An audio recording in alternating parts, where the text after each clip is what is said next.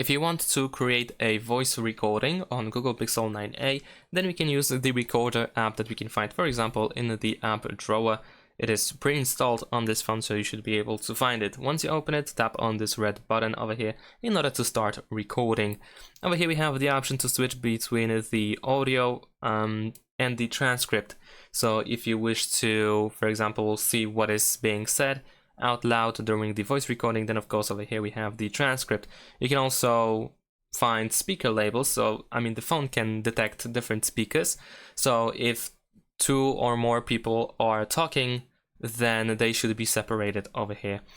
Now anyway, if you want to, for example, stop recording, you can either just pause over here or you can immediately press save, and if you don't like the recording, then we can press delete.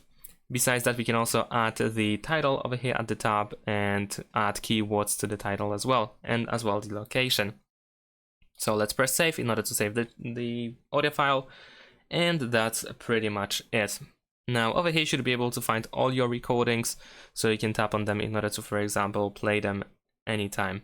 And you can also go back to the transcript as well. You have some additional tools over here at the top, so remember to check them out.